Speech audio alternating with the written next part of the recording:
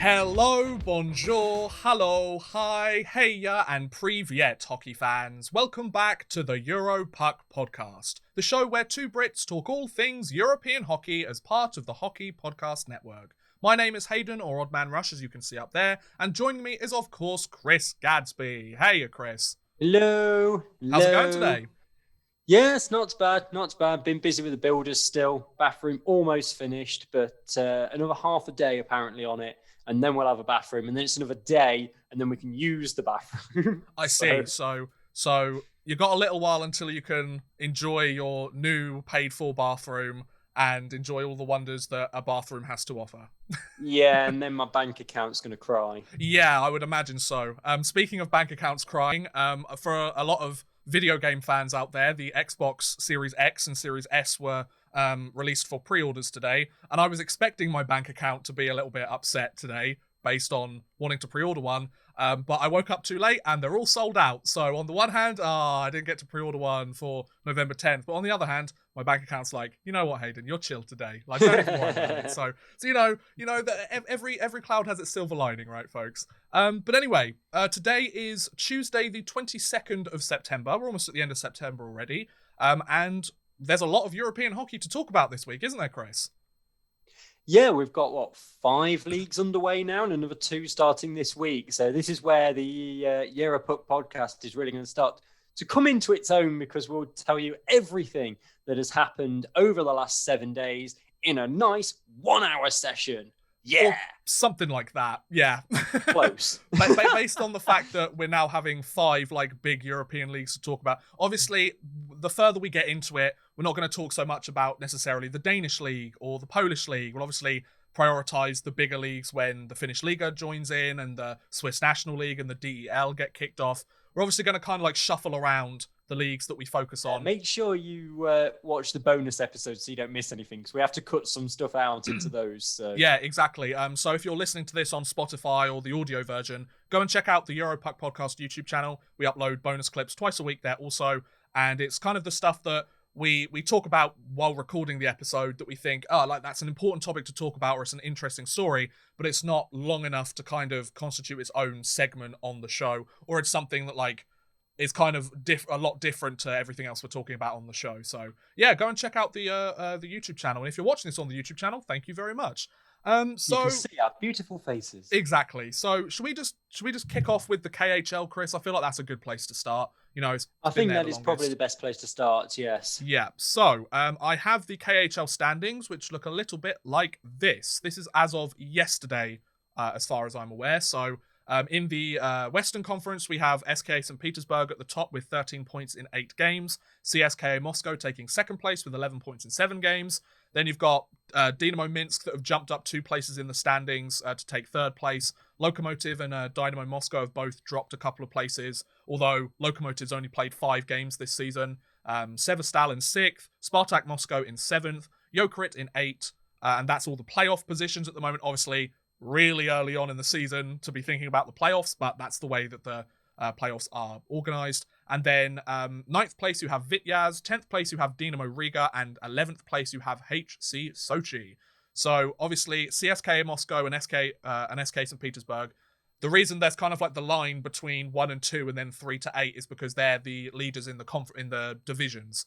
So Dynamo Minsk might be. I'm not 100% sure on how the divisions are aligned so far. Dynamo Minsk are in CSKA's division. Okay, so for example, if Dynamo Minsk were to win a couple more games and SK St. Petersburg were to drop their next few games, SK St. Petersburg will still be either 1 or 2 in those standings because they're still topping their division, if that makes sense. They might not be top of the Western Conference, but they're top of their division, so they've given 1 or 2 spots. I think that's how the KHL does it. I'm not 100% sure on that. That sounds about right, so I'm going to roll with it. And for the Eastern Conference, we've got Avangard at the top with 13 points in 8 games, so pretty much the exact same record to SK St. Petersburg in the West. Avto Mobilist, Pavel Datsuk's team, he's on a point streak. 13 points in 7 games, so they've got a game in hand. They could jump up to first. Then you've got Metallurg, Salavat, Akbars Kazan, Tractor, Baris, and Novosibirsk for the 3 to the 8th spots, with Novosibirsk only winning 1 game in regulation so far this season, but they take the 8th seed, so I wouldn't complain. Then for the teams that are currently out of the playoffs, 9th is Torpedo, 10th is Neftahimic, 11th is Amur, and at the 12th and final place in the standings with 1 point in 7 games, Kunlun Red Star. But the good thing is they are starting to pick up some of their prospects from overseas or some of their players from other areas in the world. They finally got a lot of their visas sorted out, so give it a little bit of time. We're not expecting them to be top of the standings by the end of the season, but they could compete for a playoff spot once everybody's a little bit more comfortable. They understand the kind of the playing style that they need to go for. So yeah, and obviously with Vladivostok not playing this year, there's only 23 teams. That's why there isn't 12 teams in the Western Conference. So Chris, after what, two and a half weeks? It's about 3 weeks now that the season starts. It started on Wednesday, didn't it? It was 3 weeks ago on Wednesday. How are you finding the KHL so far? What are your thoughts on the standings? Anyone surprising you still? Anybody not surprising you? Talk to me. Well, Kunlun, the only team not to have a win so far this season. Yeah. At the bottom. Interesting kind of how similar some teams are. Like you say, SK St. Petersburg with Avangard. Yeah. They have the exact same record. They've even lost one overtime game, lost one regular season game. They've scored the same number of goals. Yeah. Avangard slightly better defensively. But I think we're very much now starting to see that split, particularly in the East, between the top kind of 5 and the rest. Yeah. There's that 3-point gap. And there isn't games in hand to bring that in. So you got the top 5 starting to separate themselves from the rest. You could make an argument that because Kunlun are struggling so much at the start of this season, and Amir as well, obviously because, as we've said, they haven't got their imports in Kunlun's case, then the teams in the East that face them more often will find it potentially a bit easier. Yeah. But I think when it comes down to the playoffs at the end of the season, that's not really going to matter. But I don't think I'm really too surprised about anything. Everyone seems to be kind of carrying on with the way that they were. Yeah. We had a great game yesterday between Minsk and Sibir. I had a look at it online afterwards, and they scored 2 within the first minute and 3 seconds. Oh wow! Okay. Which led to Sibir pulling the netminder after a minute and 3 seconds. Oh, really? It must have been the first. It must have been the first 2 shots. Yeah. They scored 15 seconds in, and then at 1 minute and 3 seconds, and then yes, the netminder. The Sibir netminder lasted a total of 1 minute and 3 seconds. 3 shots on goal, 2 goals against for a 33.3% save percentage. For a goals against average in this game. Oh no. Have a guess. Go on. Well, goals against, if we're talking 2 goals allowed on 3 shots, it's going to be very, very high. 114.29. Oh. Oh. Oh God. Oh jeez. For Sattery Harry, for Harry Sattery. Fortunately, Alexei Krasikov came in and had 30 saves from 32 shots. So he did steady the ship, and so they only ended up losing by 5 goals to 4. Okay. So he did manage to steady the ship, but I just looked at that and I just went, "Oh dear." Yeah. I had to. It's only just looking at the detailed game sheet now that I realised, because I knew so early on. I was like, "Has he let in 2 for 2?" Yeah. But no, it was 2 for 3 that he let in. So yeah, not brilliant there. Which is interesting because Satiri has been a pretty decent netminder in the KHL over the last few years. I guess it's just a case of wasn't his day. When it happens to every player. In terms of in terms of the teams that are kind of surprising me early on this season, Dynamo Minsk are doing a fantastic job so far this year. They are a team that are usually towards the bottom of the standings, and they're 3rd place in the Western Conference. They're 1 point behind CSKA Moscow. If you told me at the start of this year, obviously there's still a lot going on in Belarus and the Minsk area, which is not related to hockey, so you could argue there might be something with that to do with it, or I mean, that would be more of a reason as to them maybe not playing so well because there's a few things going on and there being a few distractions. Obviously, they got that default win against Jokerit, but they've played really well regardless. Like, let's be honest here. They've got, 3 wins in regulation, 5 wins in total this season in 7 games for 10 points on the year. Like, that's a really impressive job, and they've obviously jumped up to 3rd place. Severstal have quite surprised me being up in 6th already, given the fact that they're usually a team that kind of hovers towards the 8 to 10 seed in the conference. Obviously, this comes with the caveat that Jokerit still in 8th place, but they're still higher than the 9th, 10th, and the 11th place, and they've only played 3 games. They've played half the games of the teams below them, and they're still on 4 points in 3 games. So I would expect they're going to be up there in the conference once they get their games back, because for those of you that aren't aware, the quarantine on Jokerit was lifted yesterday or the day before, so the team can now practice and take to the ice in their game on September 25th against Novosibirsk. So they're going to get the chance to come back and play some more hockey. And in terms of the other conference, the Eastern Conference, I think Akbars Kazan being in 5th place is a bit surprising to me, but that's only because they're tied for points up to 3rd place in the conference, and they have a game in hand on Avangard and Salavat Yuleyev. So that's not so much of a they're down in 5th because they suck. It's they're down in 5th because they're keeping pace with pretty much the top teams in the Eastern Conference. So it's not too bad for them, is it, Chris? Yeah, no, they're keeping pace with everybody. I mean, if they win their game in hand and the results go their way, they could shoot to the top of the East. So Exactly, yeah. They're kind of, I think they're lowered down purely because of the early stage of the season and the fact that everybody is as close Winning. as they are. Yeah. I think give it another month and you'll find that they get into the top 2 and 3 when the gaps start to appear. Oh, definitely. And I think obviously the story that we're seeing here 3 weeks into the season is there's a lot more distance between the top team and the sort of the 5th or 6th seed in the Western Conference than there is the Eastern Conference. The Eastern Conference have come out running the top 5 or 6 teams. I mean, Traktor Chelyabinsk in 6th place isn't doing too bad either. 4 wins in 7 games. So, there's a lot of fun hockey to watch in the KHL over the next few weeks and the next few months, and we'll obviously keep you up to date with what's going on. And speaking of another topic related to the KHL, I want to show you this piece of news. The KHL announced on, when was it? The 17th of September, that more than 466.5 million rubles, which sounds like a huge amount of money, but for context, it's about $6.2 million, 5.3 million euros. So that would be what, like £5 million, something like that, roughly 4.7, something like that.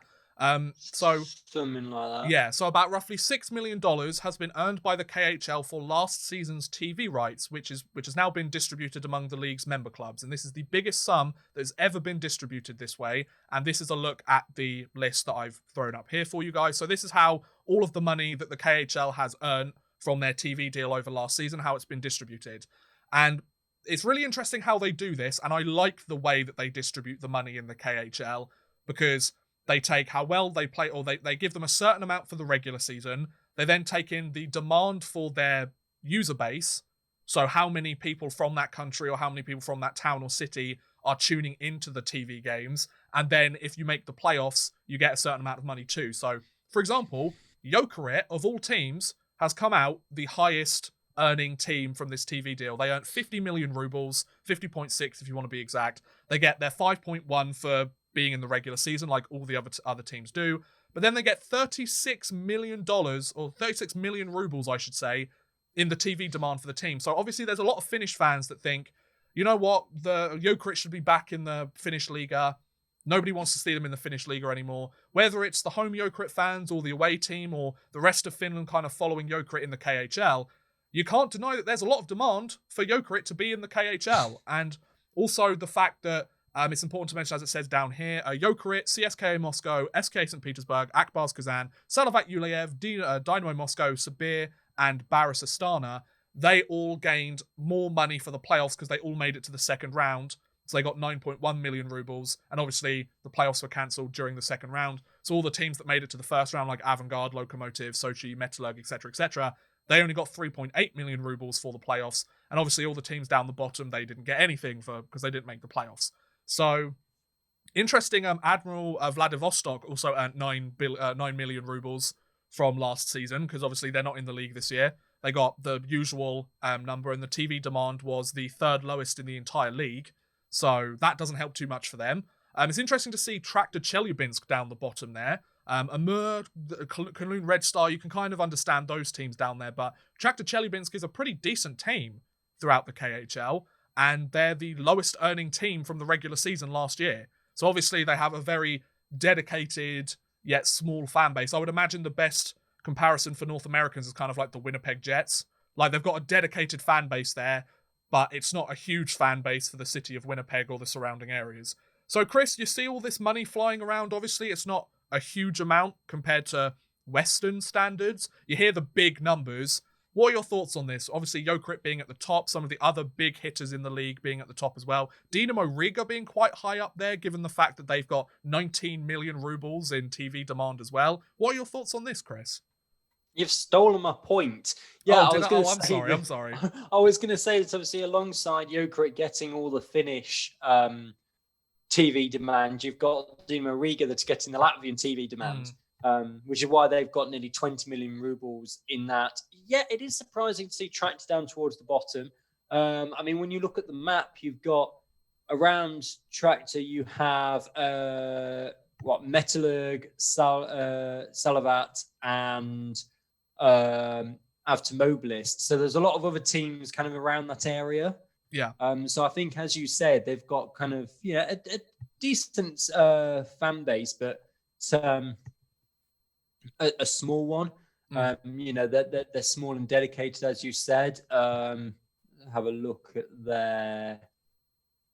I mean, they've only got a 7,500 capacity arena as well, so it's not as though they're, the fan base is massive. So that's probably why the TV deal money is lower there. I like the way that it is distributed. They must figure out the TV demand based on viewing figures or something along those lines. Interesting, of course, as well, that even though, so you've got Jokerit and CSKA Moscow, they get obviously the same regular season and they've got the same playoff totals. Yeah. Jokerit have 30 million more rubles than CSKA in TV demand, but then they only finish up with less than 4 million more in total payments. Yeah, that's interesting. I've only just noticed that now. Yeah. So you've got to. There's one of two things. Either there's a typo. Yeah. Because otherwise you've got Jokerit at 50 million, CSKA at 46, and then the next one at 27. Yeah. So let me just do some quick adding up on that. Okay. 5 and 6 is 11. That's 20. Next, then they'll be down at 20. Maybe there's some other thing coming in. I'm not entirely sure. No, okay, right. Yeah. It's that extra 5 million, isn't it, at the bottom of there for clinching round 2. So, yes. So, that should be 26 on CSK, I think, on that graphic. Okay, or there's some other pot of money that's added into it that they haven't added on this list. Well, you've got 5-1 plus 6 is 11-1, 11 and a half, 20 and a half, 20.6. And then if you add on the extra 5.3 rubles for clinching round 2, that makes 26.9. So I think there's a bit of a typo. I think the added 5.6356 rubles is added into that playoff total on the right-hand side anyway. So yeah, there's obviously CSKA have got like an extra 20 million rubles from something then. There's obviously a bit of a discrepancy there, I think it's fair to say. Obviously, it might be a case of they have earned that much, but it's through other things they haven't added on this list, because they might have just dumbed down this list to make it easier for all I'll the see if teams there's anything in the article. Yeah, absolutely. So the one I want to mention kind of while you're doing that is, obviously, Jokerit have a huge amount of TV demand. Dynamo Riga have a huge amount of TV demand. The only other team I'm thinking of, or the other two teams that I'm thinking of that aren't in Russia, that you could perhaps see having a similar circumstance where they're not in Russia, they're in a different country, either Belarus or China, and they're getting a huge interest because it's the second or the best hockey league in Europe or in the eastern side of Europe. Kunlun Red Star, sure, I'll give them credit because hockey isn't huge in China at the moment, but they're still not last. I'll give them credit. Like, there's growing interest. their TV demand is higher than quite a lot of the lower Russian teams, to be fair. If they did it in order of TV demand, they get 4.8 million rubles from that. So they're up with a team like Avto Mobilist. They're up with a team like Sibir Novosibirsk. So there's plenty of teams like Spartak Moscow, Vityaz, Neftahimik, Sevastol, Admiral, Amur, Tractor. Like, there's a lot of teams that are lower for them in the TV demand. So that's really interesting also. The fact that... Right, I've solved the CSKA thing. Okay. If you look at the actual article where it gives you more figures, right. They receive 18.3 million rubles for winning the regular season. That makes sense. Yeah. So there we go. They receive 18.3 million for winning the regular season, which bumps them up to 46. That makes complete sense. Yep. It would have helped if they'd like had a little asterisk there to tell us, but we can't expect them to do all the work for us. So it's interesting to also see Dynamo Minsk, obviously the only Belarusian team of the league. They get 5.5 million in TV demand. There's still a lot of discrepancies that don't quite add up further down the list. Like Admiral, for example, they got a total payment of 9.8, but their regular season was 5.1, and then they got 3. So that's 8.1, but then they earned 9.8. So there's obviously some other factors in there, or in terms of like how much they retained from the salary cap or something like that might have gone into it. I'm not 100% sure. But anyway, those are the viewing figures. You've got Jokerit, slap bang at the top. I'm pretty sure they've been at the top for the last couple of years now. And it really does kind of make you think, if the KHL did expand into other markets, how many of the sort of lone teams in that market, like say if they did expand to Sweden, for example, and they expanded to Switzerland and they expanded to Germany and they had like solid teams there, kind of similar to the level of Jokerit, or you can even make the argument, well, they'd be probably better than Dynamo Riga, but maybe not as good as Jokerit or on par with Jokerit. It would be really interesting to see like how much TV demand those countries would get too. That would be really fascinating to know, based on the fact that, Jokerit, the only Finnish team in the league, do really well, and Dynamo Riga are not a good team in the league. They're usually towards the bottom of the standings, yet they make a huge amount of money because Latvians are some very dedicated hockey fans. We've said this several times on the podcast already, but Latvians love their hockey and we love them. So let's move on. So obviously, normally, just very quickly before we move on. Normally, obviously, the teams can use the money to bolster the team, and now there's a salary cap. Yes, well, because before there was a soft salary cap similar to the NBA. Yeah. But now there's a hard salary cap, so there's only a certain amount you can spend. Yeah. So, would you like to know what the KHL officials have advised the clubs to spend the money on? This is the money towards the salary cap, or this money? No, this is the money they've got from that graphic. So the total payments from TV deals. Okay, so I'm gonna guess that they've advised the teams to, first of all, probably like make their arenas safe, given the fact that it's like the coronavirus at the moment. That might not be on the list, but I would imagine that goes in there somewhere. And I would imagine it's probably to either pay all the signing bonuses or make sure that they're up to date financially with their players and stuff, which some of the teams haven't been in the past. Admiral Vladivostok. I think I would go for the assumption it's like to kind of improve the fan experience, but I feel like that's not going to be it. Tell me, Chris. Put me out my misery. No, that's a big part of it. So you've got modernising arena infrastructure for things such as control management systems, upgrading ticketing systems, that sort of thing. Enhancing the spectator experience. Okay. And then the rest is all kind of to help with the TV stuff. So organising high quality video conferences for the media, including the purchase of professional equipment, improving and modernising TV coverage of home games where that's funded by the club, and enhancing the quality of video content. I mean, that's good, the fact that they're being like, look, you're getting this money because the TV deals are doing well. You've got to make it better. Yeah, you've got to put money into that to make it better. And I'll give credit to the bigger teams in the league. Their coverage rivals the NHL. Like, it's good coverage. Like, it's quite impressive. Obviously, some of the teams lower down, maybe not so much.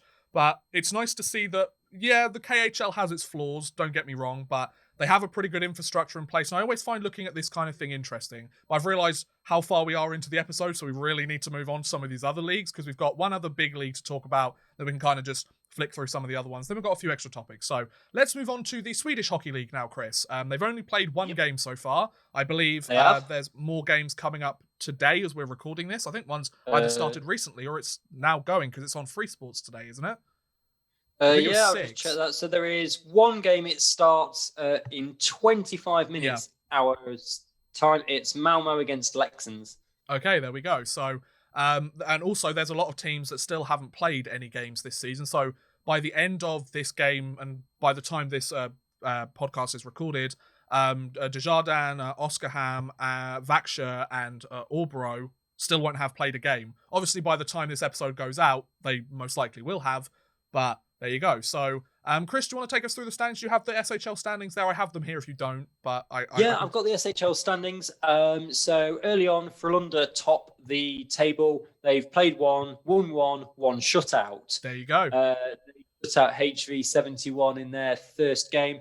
Rögle is up there as well. Alea, Skellefteå, and Leksands are the other ones with points. So we've had 4 games so far, 3 regulation time wins and an overtime win. Yep. So Frolunda, Rögle and Alea beat HV71, Färjestad and Linköping respectively. And then Skellefteå beat Leksands in overtime. So they get 2 and 1 points respectively there as well. So very, very early days in the Swedish Hockey League. Yeah. But Frolunda, as we are so used to them seeing in the Champions Hockey League, are out front. Although they did have a bad year last season because they're not in the. I mean, it doesn't look like it anymore, does it? I mean, obviously, given the fact that it's one game into the season, that doesn't mean a huge amount. Frolunda have some really good players on their roster. Much about it. Yeah, exactly. We just wanted to kind of update you because we want to use the podcast to be like, look, here are the standings for each of the leagues. Gives you a chance to kind of keep an eye on everything. Then if there's any interesting stories related to that specific league that we're talking about, kind of similar to the TV deal with the KHL we just talked about, then we could use it as an excuse to kind of move on. So move into those interesting topics or more interesting topics. So yeah, there's a look at the SHL standings. Like Chris mentioned, only half the teams have played a game so far this season. So we'll obviously talk about the SHL a lot more as the weeks go on, but we wanted to make sure you were updated with the stuff that was going on at the moment. So if you're looking for a team to support that has had a lot of success over the last few years, Frolunda is a great place to start. And speaking of Frolunda, it's a good thing that we're talking about them because there has been an announcement by Frolunda recently, and I have the announcement here. It was made, when was it made? It was made 5 days ago, apparently. Frolunda HC's board has decided that the association will change its logo, but not its character. Now, obviously, I think it's important to bring in the context of this. A lot of North Americans that follow the NFL will know that the Washington Redskins, that are now known as the Washington Football Team, they've had a lot of controversy and a lot of discussions about changing their logo and their name because it's related to the Native Americans and kind of some of the more distressing parts of their history, because redskinning was an act that was committed by, I think, the settlers to the natives. I'm not 100% sure on that. I'm not too keyed up with it, but it's something along those lines to which it's damaging, or people from a Native American background kind of feel it's a difficult thing to support. Like, you shouldn't be supporting a team that's potentially directly associated with something so terrible, right? Whether you agree with it or not, that's the situation that's going on. I'm not here to give my opinion on it. I'm just here to tell you the facts on that part of it. I'm not an NFL fan hugely. I just kind of follow it relatively. But because that conversation has been happening, there's obviously been lots of conversations happening in other sports and other teams within different sports that either have some sort of representation from Native Americans or natives or anything like that, kind of having that native representation, whether it's permission, they've had permission from those communities to do so, or whether it's just been there for the last 50, 60, 100 years and nobody's questioned it until now. So this is the statement that Frolunda put out. And Chris, I'll get your thoughts on it after I've read it out. So, the Indian, which has been the association's logo since 1995, will be replaced. The board's decision is based on the impact assessment of the association's name and logo that the organisation has worked out and presented. Now, this is Google translated from Swedish to English, so there may be a few discrepancies there. Let me just add that. Changing the logo will not be an easy process, and the association will not take it lightly either. The strength of the upcoming change work is that the association's brand, values, and soul do not rest in a symbol. Frolunda HC is much more and bigger than that, and the association will use it in the process. Together with supporters and partners, the association will find the right way forward. The board realizes that this message arouses emotions, but at the same time rests confident that the decision in an investment in the future, remember that Frolunda HC has had 4 club brands since the association was formed back in 1994. For practical and financial reasons, Frolunda HC will play with the Indian on the chest this season. There is, in the association's pandemic-affected activities, neither finances nor time to act in any other way. The ambition is to have a new logo in place for the 2021/2022 season. So, to kind of summarize that, they've decided they're going to change the logo. It's not something they're going to take very lightly. They know that the logo itself isn't a full representation of what the Frolunda Indians are, or Frolunda HC, however you want to call them. It's not a true representation or a complete representation of their team. They've decided, because of the current situation, there hasn't been enough time to create a new logo and get it ready for this current season, which obviously started last week. So they've decided for this season, for the 2020/21 season, they're going to play with their Frolunda Indians, with the Indian headdress logo. But from next season onwards, they are hoping to have a new logo in place that will maybe not have so many connotations with Native Americans, or Indians as they're called. So yeah, that's essentially summarizing what the statement said. So Chris, now that you've heard that, what are your thoughts on this change?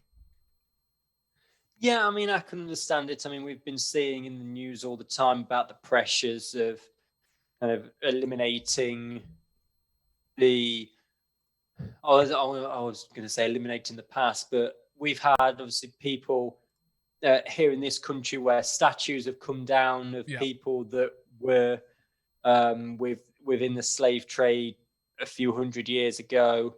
And there was obviously the pressure on the Redskins in the NFL. So I can see obviously why they felt they've had to make this change. I also think they've made a smart decision in not trying to rush it. And they've said, look, we're in the middle of a pandemic. We haven't got the finances or the time to do it this season. We'll take our time. We'll get a really good looking logo, one that looks great. And then implement it next season. And I don't really think that anybody can have too many complaints about that, to be honest. I completely agree. Yeah. I mean, I'm just over there, just on Twitter, just having to translate obviously every single tweet, but they seem to be relatively supportive of it. So yeah, we'll see what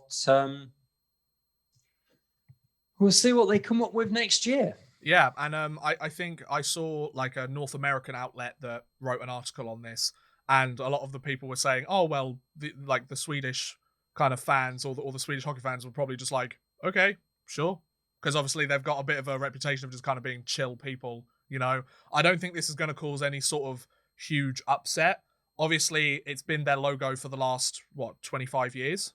Yeah, 25 years. So obviously there's a lot of fans that have grown up just with this logo. I mean, me following hockey, the Frolunda Indians, this is the logo that I associate with them. I don't have that long history of knowing the Swedish Hockey League anyway, but obviously it's been their logo since the year before I was born.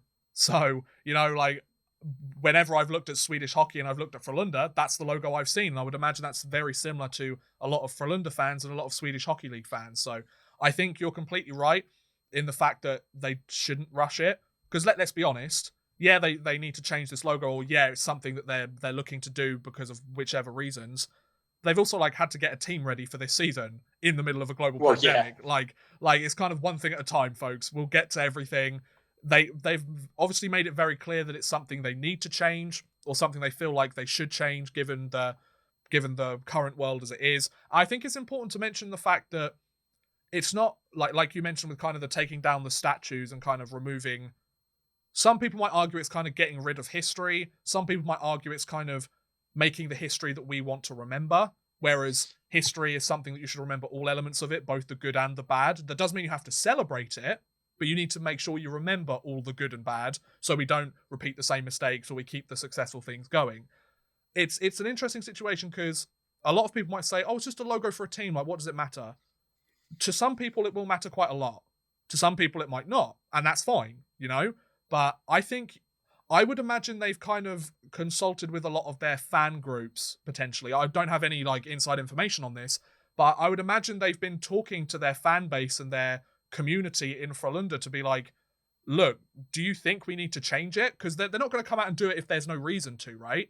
If it ain't broke, don't fix it. If the logo looks fine and they're happy with it, then they're not going to change it. Why would they need to? But if they've had these discussions with their fan base or people around the Swedish Hockey League or people around the sporting world, and some of them are saying, is it relevant to our culture? Is it we're just using it because it's like a cool name and a cool title to have for our team?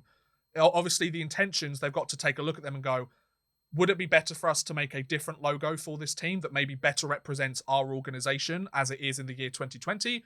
Or should we keep it the same? And they've obviously decided to choose the former rather than the latter. So, I mean, give credit where credit is due. They're trying something different. I mean, they've had the logo for the last 25 years. It's not as if this is a snap decision or something that they have recently changed and then gone straight back on because of backlash or pressure, Yeah, what I'm finding interesting here, because I'm reading quite a few tweets that there's no association with Native Americans at all. Okay.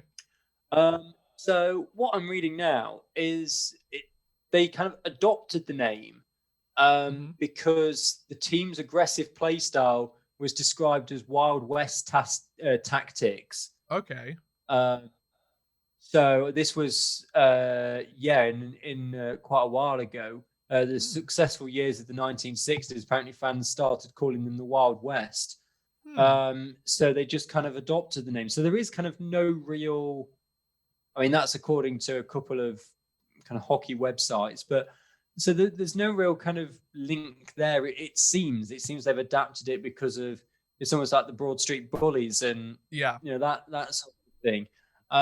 So I shouldn't think it's would cause too many issues among the fan base for them to change. I mean, like you said, being just completely neutral in this, I'm kind of indifferent. It makes kind of no difference to me what they call themselves or what the logo looks like. Exactly. But I think they've got a good opportunity here to, get a really nice looking logo, maybe get some fan competitions in, fan suggestions, that sort of thing, and see what they can come up with over the next year. And I think what better way to kind of send off this logo that's had 25 years of success with the team, or 25 years on the front of their jerseys, than by having a good season this year, maybe winning a championship or another Champions Hockey League, because of course they will, and then send it off on a high note. No hard feelings. It's just we move on with the times. I think that would be the perfect send off for a situation like this. But so that's pretty much the Swedish Hockey League news that we've needed to talk about. We've got 3 of the minor European leagues that we want to talk about in a little bit more detail now.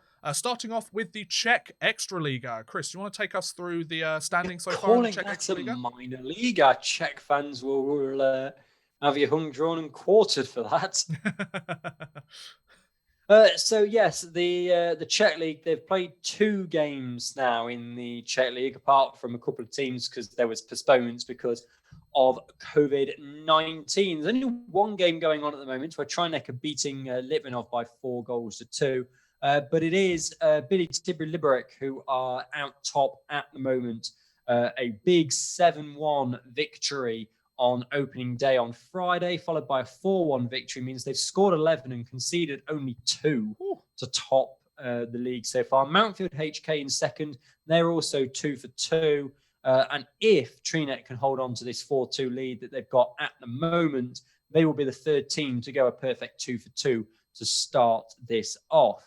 Now, 12 teams make the playoffs out of the 14. So you've got Ceska, Budjovic, and Zlin at the bottom at the moment. They're not going to make it, but they are the only 2 teams that have gone 2 for nothing so far. 0 for 2 so far. Litvinov are looking like they're going to go that way as well, unless they turn around that 4-2 deficit. Commenta Brno and Vitkovic, they are yet to play. And then you've got just a variety of points in the middle from victories and overtime losses, really. But it's Billy Liberec and Mountfield HK who are leading the way out top, which is hardly surprising based on their Champions Hockey League credentials. Absolutely. And I think it's also important to mention third place Trinek, who are playing right now, obviously winning 4-2. They were, I say were, as opposed to is, the home of highly valued Detroit Red Wings prospect Philip Zadina, but he's just gone down with an injury recently, and I think he's out for most of the season. So I guess this conversation that Chris and I have had over the last few weeks of, there's only positives for these prospects going overseas and playing hockey games in their native countries or getting more ice time. There is obviously the chance that they do get injured and it might stunt their development, or it might postpone some of their development a little bit further. A guy like Zadina, I think he'll be okay. He's a pretty solid hockey player. But yeah, that is always the risk that you take. I don't think it should deter any players from going, because what are the chances of coming down with a really terrible injury compared to getting lots of ice time, playing a bigger role on a team in Europe? I did see a really interesting tweet recently where I can't remember who it was from, but it was from somebody that obviously followed European hockey, and he basically put forward the argument, these European teams aren't here to develop your NHL prospects. Like, let's just get one thing straight here, North American hockey fans. These European teams are there to make the best team. They're going to play the players that they think are the best for them in certain scenarios. They're not just going to play these NHL prospects just because they're NHL prospects. If they're the right people to play in that position, fine. They're not going to stunt any of their own club team players' growth just to give an NHL prospect some more ice time, which is a completely fair argument to make. Now, that doesn't mean that the two things are separate. You can have a prospect that gets good ice time with the team, that plays well, and also he plays a role that means other prospects on the roster, other young players on the team can also get the ice time and development. But let's just make thing I think it's important to make one thing clear when it comes to all these players moving over to North America or moving from North America to Europe. They're fitting in with the team. They're not going there to be the star player per se. If they end up being the star player, then great, congratulations to them. But at the same time, don't just think, it's only because they've got that player on their team, or nobody cares about the other players on the roster. They only care about that player. You might, but the team, they have to put a roster together that can win hockey games. So that's just an important note to mention that I saw a little while ago. And I figured it was worth bringing up because obviously we've talked about NHL prospects moving overseas quite a lot in the last few episodes.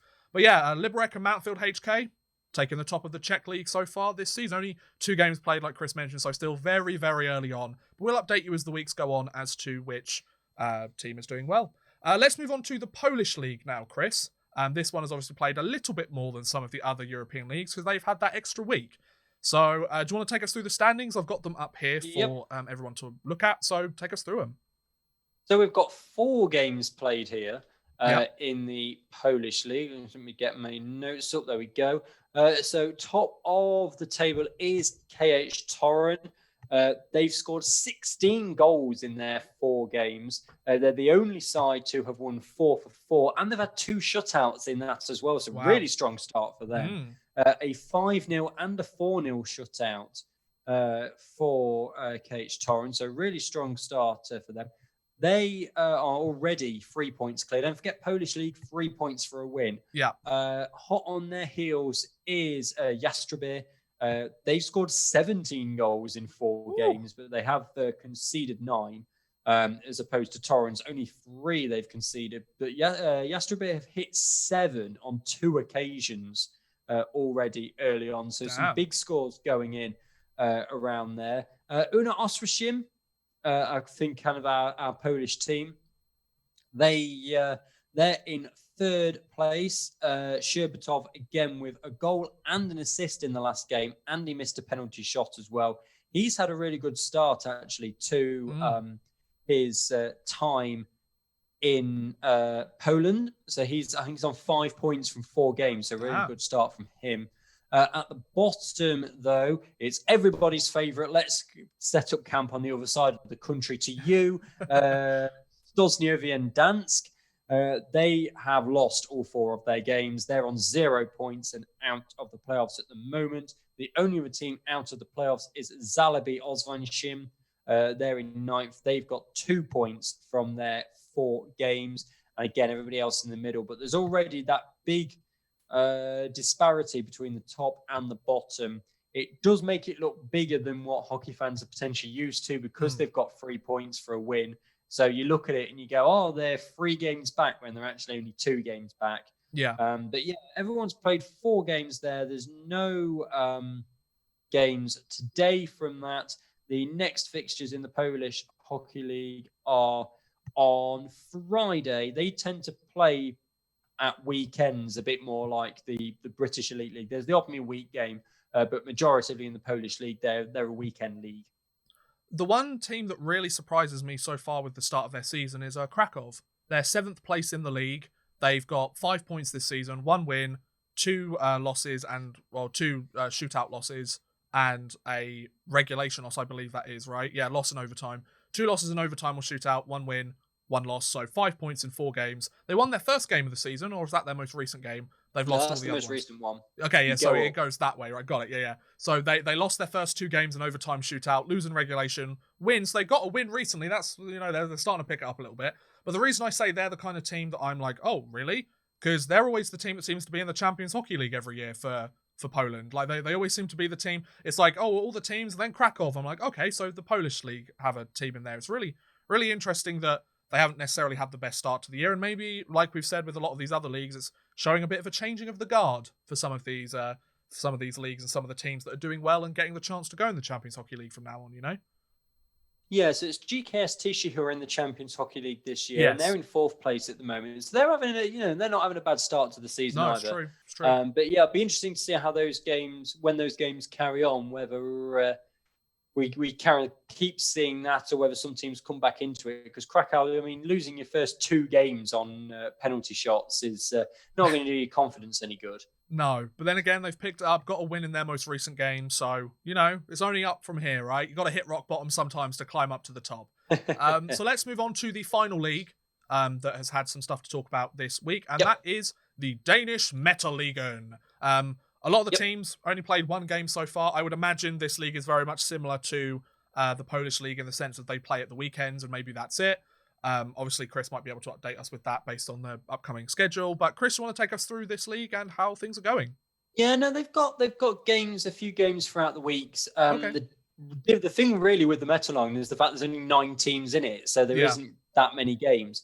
As you said, everybody apart from the Hello Eagles have played a game. They've played 1 game, and it's the Ferguson Whitehawks, a 6-1 victory over Ruler Mighty Bulls. So they top the team. The only other team that won in regulation is Suniniski, and they beat the Herning Blue Fox by 6-3.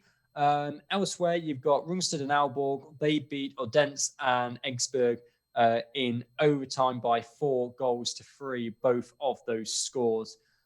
So yeah, early leaders, but they have literally been 1 game played. So there's not really much we can say because there's been 1 game. I've got to say, Chris, like I didn't bring it up with some of the other leagues, but once again, your pronunciation's brilliant. Very impressed. I feel like you've really got a handle on it now. So that's why I'm kind of being like, Chris, you want to talk about like this league and name all of the teams for me? I've found that as the weeks go on, I'm referring to my sheets less and less. So that's hopefully good. by kind of the end of October, I'll have them all just to memory and I won't need it at all. See, the good thing is, we could talk about European hockey. It's a learning experience for both me and Chris too, because we get to sit there and learn how to pronounce new European hocky team names. So I've had a couple of people try and help me out with the pronunciations, which is obviously always much appreciated. What I've tried to do for a couple of them, because I would say there's a couple that I disagree with, but just for the information, is I'm trying to say the team names in the native language that they're in, rather than how the English would say it. Yes. So which is why it sometimes doesn't appear to match up, but I'm trying to say it in the native tongue, so to speak. Basically, everybody else, small brain, Chris, big brain. I'm not saying that, but there's still where I'm trying to say it in a different way to how we might have heard it. You're trying to say it in their native tongue, which I think you should do. Yeah. If we're talking about different European leagues across the continent, I'd rather you try and pronounce it in their Like, I'd rather you try and pronounce it in their language, get it wrong, and then do it in the English one than to not bother at all, you know? Whereas, like, I'm the one that's just kind of like either copying how you say it or saying it very English, like anglicized. So they're getting both, you know? They're getting both sides of the coin. But Chris's big brain, the rest of us, we just need to, like, let him be on his 5,000 IQ. So. Oh, sure. Anyway, that's the Danish league. Yes, that's the Danish league. So we've got 2 new leagues starting up this over the next week or so, which is going to be very, very, very fun. So the first league, I believe, is the Austrian league that's starting up over this week. I've got a lovely Austrian flag. Hang on, let me find it. It's the Bet at Home Ice Hockey League. The Bet at Home Ice Hockey League. So Austria is getting hockey back. Is it Friday, did you say, Chris, was when it started? Friday, ice hockey is getting, Austria is getting ice hockey back. I'll just bring the fixtures up on my phone. Okay, wonderful. So kind of similar to last week, Chris. Do you want to take us through the teams in the Austrian league? Kind of the teams to look out for, the teams that did well last season. Can we have a little look at, you know, how many imports? Like, are the top players more import related? Is it more like local grown players? Like, just give us, similar to the 3 leagues that we did last week, just give us a rough overview of what to expect when we talk about the Austrian league. So the Austrian league, not entirely Austrian. It's a bit like the KHL. Okay. So it's predominantly Austria. There's 1 Hungary, 1 Italy, and 1 Slovakia in there as well. The team that most people will know, I suspect, will be Red Bull Salzburg. And the Graz 99ers.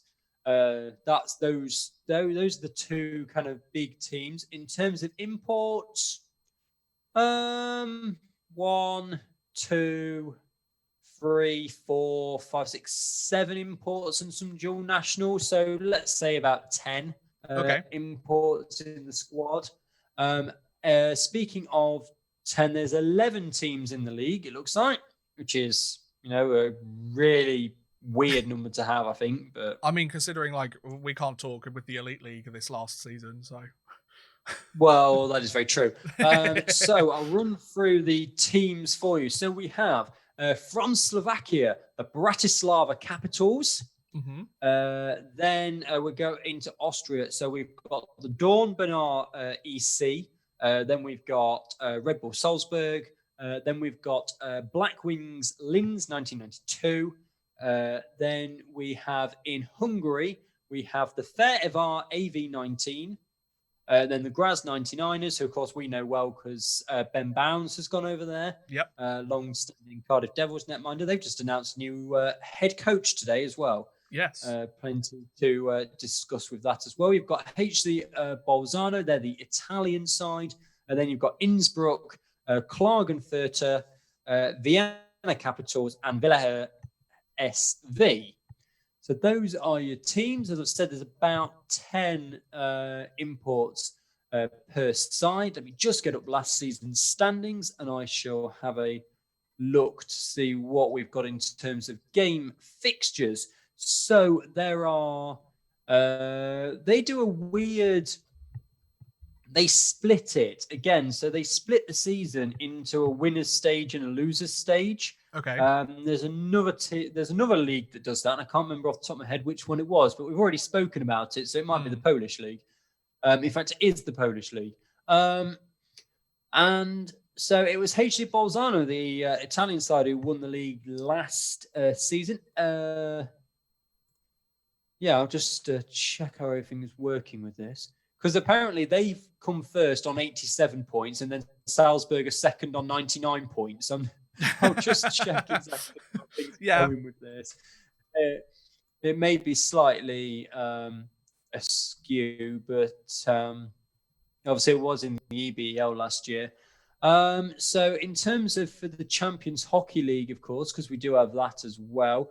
So Bolzano won the regular season, so that's kind of clarification on that. So they did win the season.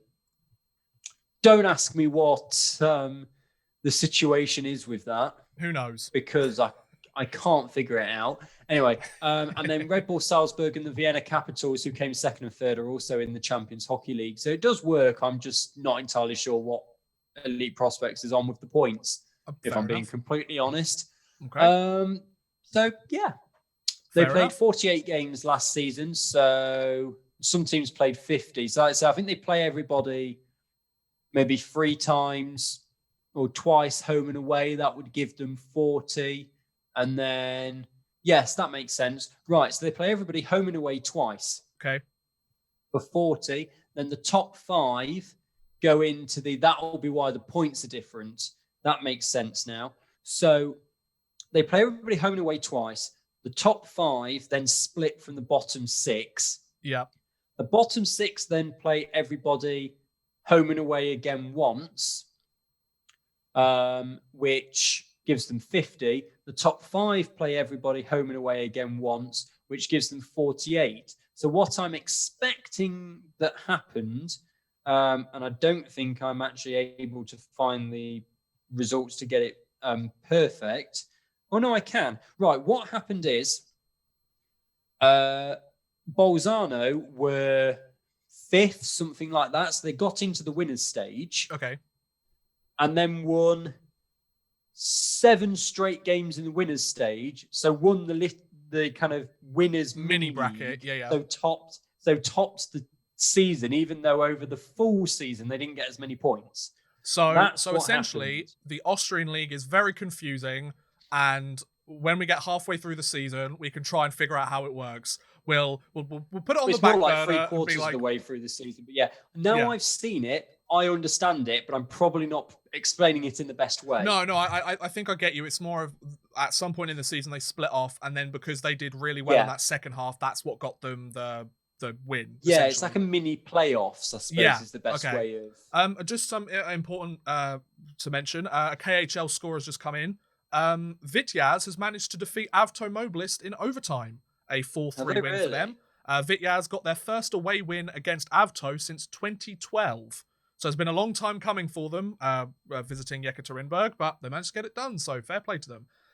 So that's the Austrian League. We've got one more league to talk about before we finish up in terms of the topics that we need to discuss on this podcast, before we go into some bonus content and everything. And that is, of course, the French League. What is it called? The League Magnus, I want to say? League Magnus, yes. Yes, that's it. I'm just trying to get a French flag up. Here we go. Boom, French flag. There we go. Baguettes and cheese. So, Chris, take us through the French League. Same kind of thing.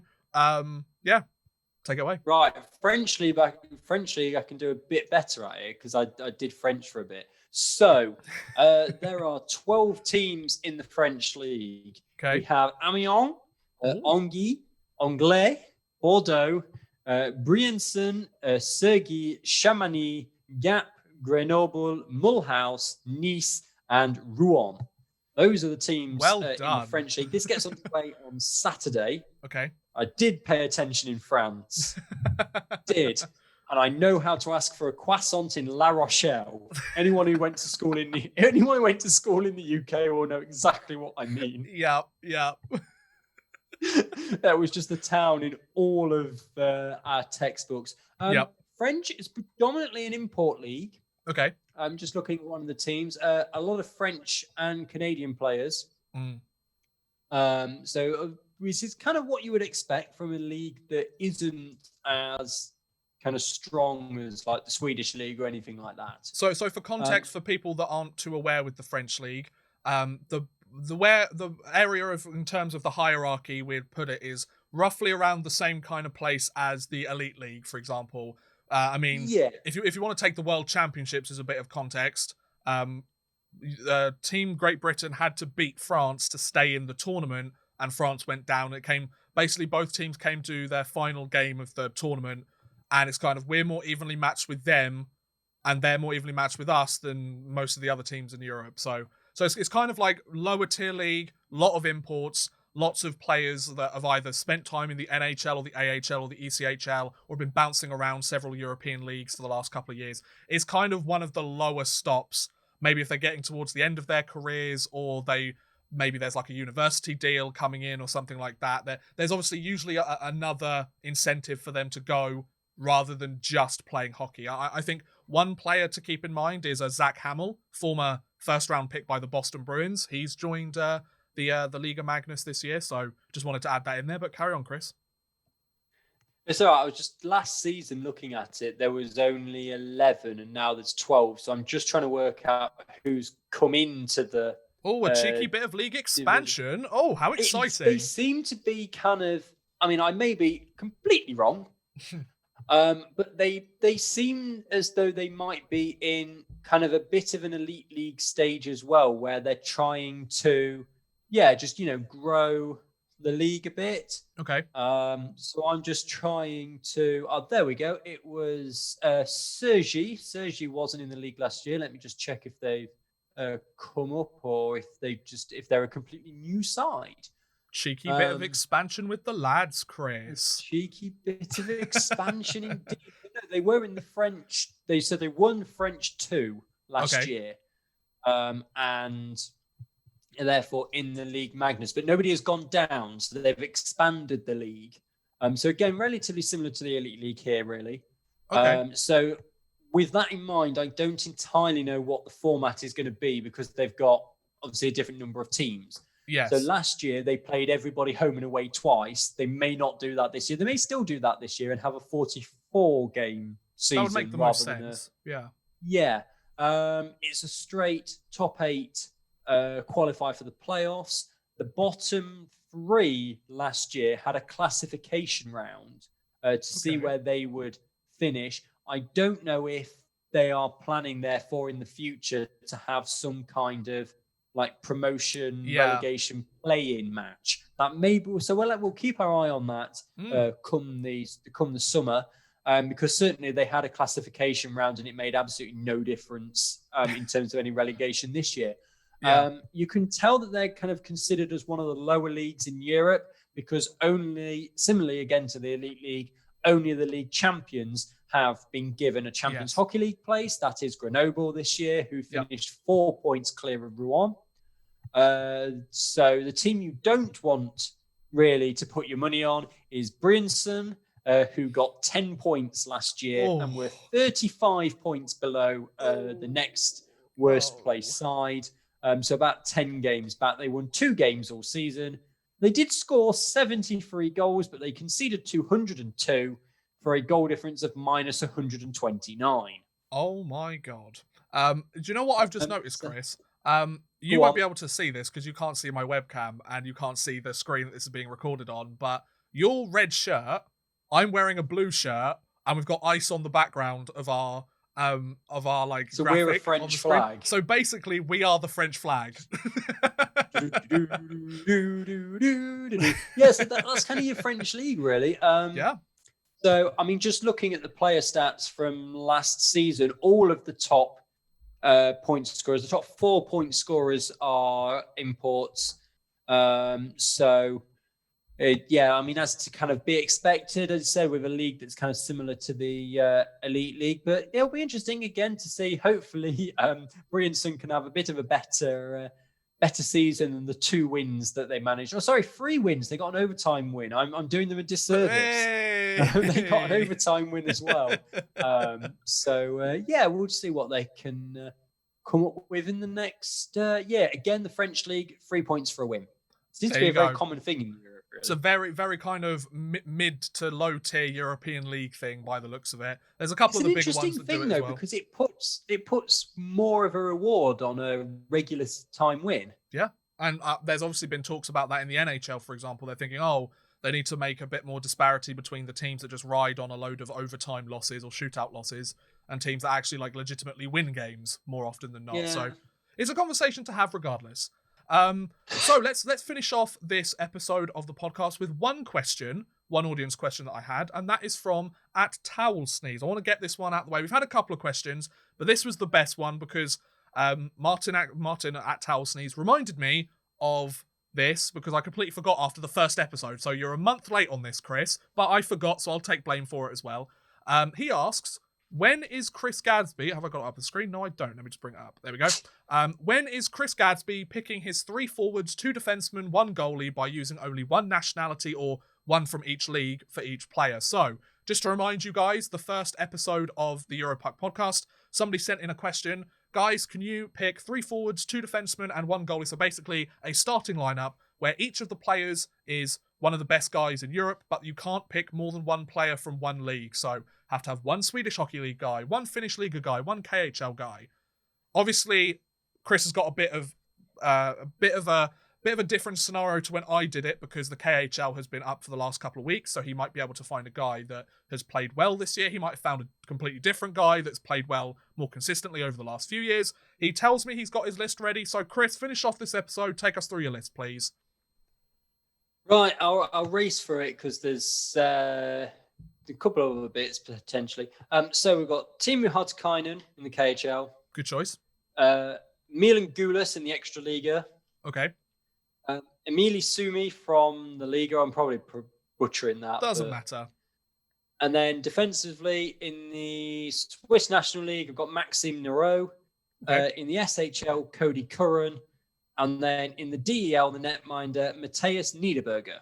Okay, I mean, Cody Curran's a good choice. He won the MVP last year in the Swedish Hockey League, didn't he? Was it Cody Curran that won that last year? I think it May was. have done. I didn't really pay that much attention, I'll be honest, because Fair. I had to do it quite quickly. Because he sent us the reminding tweet at about, 3:30, and we started at 5, so... to be fair, I've been looking at a list of like former NHL players that are playing in the Swedish Hockey League this year. Like, that's my video that I'm hoping to upload this weekend, because my KHL one did really well this last weekend. So I was looking at like certain NHL players, and I found a guy that had won the MVP 2 years ago.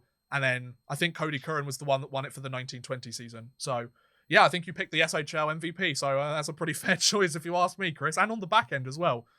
Makes it a lot easier for you. So, yeah, that's pretty much this episode of the Europuck podcast. Episode 5 done already, Chris. I got us some bonus clips there. Good to go. We've got a pretty long episode there. So, to give you guys a bit of context, this is kind of how the podcast is probably going to be structured for the next little while.